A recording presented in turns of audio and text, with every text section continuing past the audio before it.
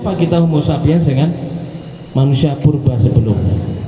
Kita duduk tekun, kita menciptakan budaya. Lalu ada konsep filsafat besar namanya perennial. Perennial itu hal-hal ideal yang menjadi lingkup budaya kita sekarang. Menjadi kita ada kajian dukun, ada Mbah Karno di sini bawa minyak pijat ya Mbah Karno. Nanti boleh tuh. Nah, di zaman makhluk purba sebenarnya tidak ada konsep itu. Sehingga walaupun ada culture tapi belum dalam konteks Homo sapiens belum ada civilization, belum ada peradaban. Nah, barulah munculnya Homo sapiens disebut, kenapa disebut sapiens? Sapiens artinya berpertimbangan, bijaksana, merenung. Makanya filsuf Prancis Descartes mengatakan hidup yang tidak direnungi tidak pantas dijalani, karena itu ciri Homo sapiens.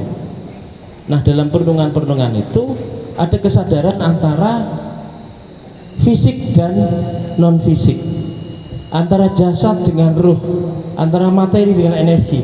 Makhluk purba sebelumnya tidak. Jadi Homo erectus dan lain-lain itu sangat praktis, pragmatis. Lapar makan, nggak ada makanan berburu. Berburu apa hewan? Hewan diburu sampai habis. Ketika habis dia nomaden, cari tempat lain yang hewannya masih ada. Sedangkan Homo sapiens berpikir apa? Dia diternakkan saja. Nah, itu Homo sapiens. Makanan juga begitu, nyabuti buah, masih berburu dan mengumpulkan makanan. Begitu di buahnya habis, cari tempat lain, sehingga tanamannya trondol. Nomadennya itu sebelum Homo sapiens. Ketika Homo sapiens, ya dicocok tanam saja, ditandur lagi kan bisa, ditanam lagi bisa. Nah, itulah kita. Nah, dalam konsep etimologi Barat, culture, budaya berasal dari kata kolare, yaitu bercocok tanam. Dalam konsep bercocok tanam tanah, lalu juga mengembangkan pemikiran-pemikiran di dalam benak, di dalam hati, di dalam budi. Sedangkan kalau kita dalam konsep kata budaya dari bahasa Sanskerta, yaitu kita mengembangkan, mengoptimalkan, membuka potensi akal budi sehingga disebut budaya. Nah, itulah ciri kita Homo sapiens. Sehingga ini ada menyan.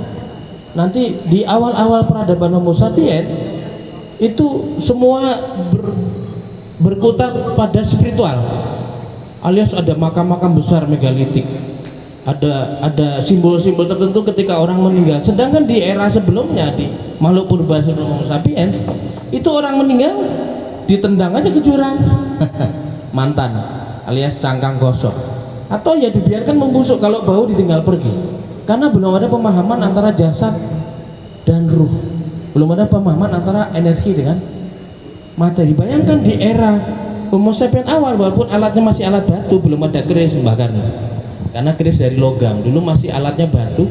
Tapi Homo sapiens awal sudah membuat alat batu yang profan untuk bekerja dan alat batu yang untuk pusaka, yang disematkan pemahaman-pemahaman energi spiritual tertentu, yang untuk simbol kepala suku turun-menurun, untuk mahar mas kawin, untuk simbol untuk berdoa dan lain sebagainya. Bahkan belum ditemukan logam itu sudah ada pusaka dalam bentuk alat batu, bayangkan. Sehingga nanti ditemukan logam dari tembaga dicampur jadi perunggu, lalu ditemukan bersih sehingga baja lalu jadi keris, kujang, golok, badan, muncullah pusaka. Sehingga kita bisa mengatakan orang yang tidak suka atau anti pusaka jangan-jangan bukan Homo sapiens gitu. Jangan-jangan mundur evolusi. Karena faktanya demikian. Yang tidak paham itu sudah makhluk purba sebelum Homo sapiens. Lalu dataran yang tadinya kosong, tadi hanya satu benua besar, namanya Pangea. Nanti itu Pating, karena bumi itu terjadi lapis-lapis platform tektonik, berkembang sehingga dari benua besar itu jadi benua apa yang kita ketahui, sehingga menjadi salah satu kepulauan Nusantara. Tadinya juga kosong, lalu hadirlah leluhur kita, ada juga yang dari masa sebelum Homo sapiens ya. Sehingga muncullah peradaban Nusantara yang tadinya kosong. Lalu kok muncul tempat-tempat suci. Dekat sini ada Arca Salaka Domas nih namanya. Arca Salaka Domas dekat sini ke arah Ciampes. Lalu di Buya Sarif Sambut Guntur ya sudah pulang ya. Di dekat Buya Sarif Pakedongan ada Gunung Batu, sama tuh ada Bondan Berundang. Di Cianjur ada yang besar, Gunung Padang. Lah dulu sebelum Homo sapien ada, kan berarti Nusantara kosong, nggak ada yang bangun. Tapi kok lalu terbersit dari leluhur kita nenek moyang pertama kali menanamkan budaya Nusantara, kok membuat tempat-tempat suci di lokasi-lokasi tertentu, kok nggak dibuat di sini? Ini kan baru kita yang buat, tadinya kosong. Kok ini nggak dipilih? Yang dibilang ternyata karena Homo sapien itu adalah memahami adanya suatu hal fisik dan suatu hal non fisik, itu ciri Homo sapien. Sampai sekarang kita ada gadget nih.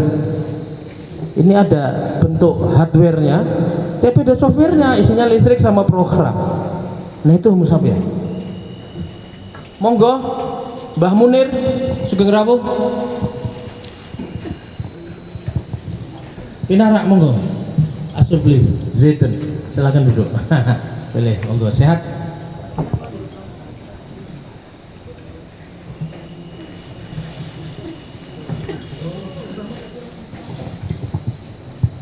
Saya lanjutkan ya sambil cipika-cipiki. Jadi ternyata leluhur kita yang Homo sapien itu sangat aware dengan sisi energi tadi, sehingga tempat-tempat yang sedari dulu yang kayak bumi masih kayak jeruk purut itu sudah ada tempat-tempat yang penuh dengan konsentrasi energi kosmik. Kosmiknya dari mana ya? Dari awal kun penciptaan tadi, matahari, planet dan sebagainya, bumi mendingin, sehingga di Palung Mariana Trench di Filipina itu gravitasinya sangat besar sekali. Tapi di selat antara India dan Sri Lanka gravitasinya sangat rendah, padahal buminya satu. Nah disitulah leluhur itu.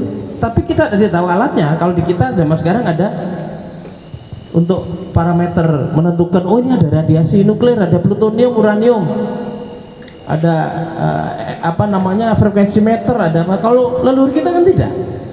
Yang digunakan apa? Ternyata toolsnya, gadgetnya, alatnya, instrumennya adalah tubuh manusia itu sendiri. Karena manusia ini, kita ini juga instrumen, kita ada listriknya. Syaraf itu listrik, sehingga kalau ada suatu nggak nyambung itu gangguan listrik. Nah ini ahli Mbah Karno nanti melancarkan listrik-listriknya, bawa minyaknya Mbak. Nah leluhur itu dulu mengetahui ada tempat-tempat khusus yang koordinatnya sangat jelas, yang kalau dalam konteks naskah ya jangan didin ya, disebut bupariksa.